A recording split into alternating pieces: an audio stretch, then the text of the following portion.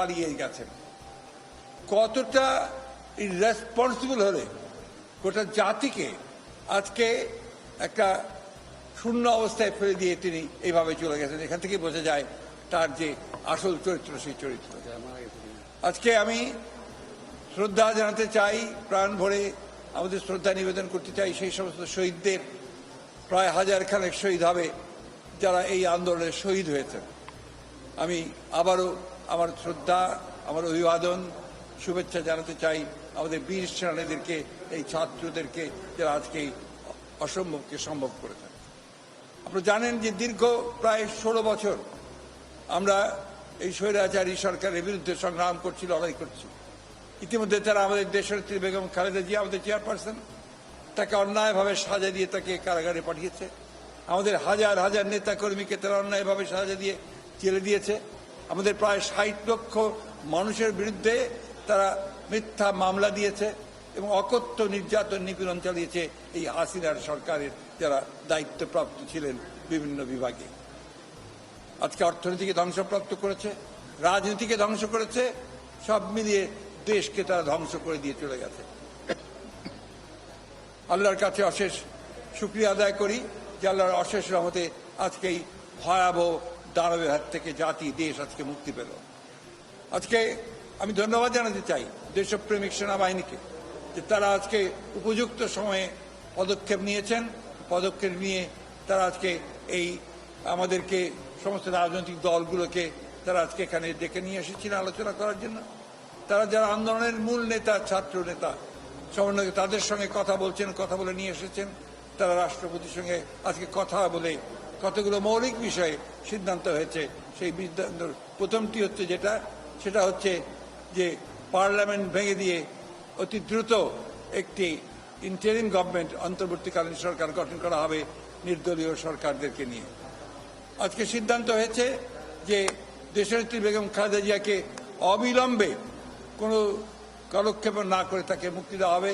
সেই সঙ্গে মুক্তি দেওয়া হবে সেই সমস্ত নেতা কর্মী, ছাত্র নেতা যাদেরকে অন্যায়ভাবে গত 1 জুলাই থেকে বন্দি করে রাখা হয়েছে, তাদের সকলকে মুক্তি দেওয়া হবে। রাজনৈতিক কারণে যাদেরকে বন্দি করে রাখা হয়েছে মুক্তি দেওয়া হবে সেই সমস্ত মানুষদেরকে যারা অন্যায়ভাবে কারাগারে আটক হয়ে রয়েছে। সিদ্ধান্ত হয়েছে যে এখন এই হাসিনার পালিয়ে যাওয়া পদত্যাগের পরে যে অবস্থা সৃষ্টি হয়েছে, সেই অবস্থা, বিশেষ করে আইন শৃঙ্খলা পরিস্থিতি যে অবস্থা সৃষ্টি হয়েছে, এই আইন শৃঙ্খলা পরিস্থিতিকে নিয়ন্ত্রণে আনার জন্য সমস্ত রাজনৈতিক দলগুলো তারা কাজ করবেন, ছাত্র নেতারা কাজ করবেন, ছাত্ররা কাজ করবেন। আমি আজকে আপনাদের মাধ্যমে এই আবেদন জানাতে চাই সমগ্র দেশবাসীকে যে আসুন, আমরা একটা বড় বিজয়, বড় সাফল্য অর্জন করেছি। সেই সাফল্যকে ধরে রাখতে আমরা যেন আবার সেটাকে অন্যদিকে প্রবাহিত না হয়, সেই জন্য নিজেরা সংযমের পরিচয় দেই।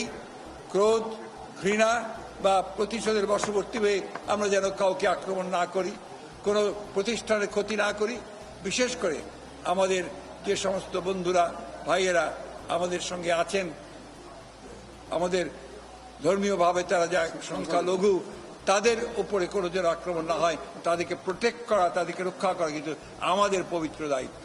তাই আপনাদের মধ্য দিয়ে আমি আমাদের দলের সকল স্তরের নেতা কর্মীদেরকে আবেদন জানাতে চাই যে আপনারা সবাই নেমে পড়ে এই ভয়াবহ যে প্রবণতা দেখা দিয়েছে, এই প্রবণতা থেকে দেশকে রক্ষা করুন। কাউকে সেই সুযোগ নিতে দেবেন না যে সুযোগে দুর্বৃত্তরা বা দুষ্কৃতিকারীরা অন্যের উপরে আঘাত আনবে। এই অনুরোধ আমি দেশবাসীকে জানাতে চাই যে আসুন, আজকে জাতির এই ক্রান্তি লগ্নে আজকে আমরা সামরিক বাহিনীকে সহযোগিতা করব, একই সঙ্গে আমরা নিজেদেরকে ঐক্যবদ্ধ করে এই দেশকে রক্ষা করব এবং সমস্ত অন্যায় অত্যাচারের প্রতিবাদে আমরা আবার ঐক্যবদ্ধ হয়েছি। এই ঐক্যকে দৃঢ় করে রেখে দেশকে আমরা দেশের শত্রুদের হাত থেকে, বাইরের শত্রুদের হাত থেকে আমরা অবশ্যই তাদেরকে রক্ষা করব। এটাই হচ্ছে আজকে আমাদের সবচেয়ে বড় আবেদন আপনাদের কাছে। দেশনেত্রী বেগম খালেদা জিয়া আপনাদের সকলের কাছে সেই আবেদন জানিয়েছেন যে ধৈর্য ধরুন, শান্ত হন এবং দেশকে রক্ষা করুন, জাতিকে রক্ষা করুন। আজকে যে উদ্যোগ নেওয়া হচ্ছে সেই উদ্যোগকে সফল করুন। আবারও আমি আমার ছাত্র নেতাদেরকে, সমন্বয়কারীদেরকে, ছাত্র বন্ধুদেরকে, যারা সবাই আন্দোলনে শরিক হয়েছেন, তাদেরকে আমরা আজকে সহযোগিতা করি এবং তাদেরকে অভিবাদন জানাই। সেই সঙ্গে আমি আবারও এই কথাটা আবার আপনাদের মধ্যে তুলে ধরতে চাই, যে নেতা আমাদের মাঝে নেই, তাকে অন্যায়ভাবে মিথ্যা মামলা দিয়ে বিদেশে নির্বাসিত করা হয়েছে, আমাদের নেতা তারেক রহমান। তিনি এই আন্দোলনে সর্বাত্মকভাবে সহযোগিতা করেছেন প্রতি মুহূর্তে এবং এই ফ্যাসিস্ট বিরোধী আন্দোলনে তিনি নেতৃত্ব দিচ্ছেন। তাকেও অবিলম্বে দেশে ফিরিয়ে নিয়ে আসার জন্য আমরা সব রকম ব্যবস্থা গ্রহণ করেছি। ইনশাআল্লাহ সেটা আমরা সফল হব। আপনারা সবাই ধৈর্য ধরুন, শান্ত থাকবেন। আপনারা সবাই ভালো থাকুন, সুস্থ থাকুন।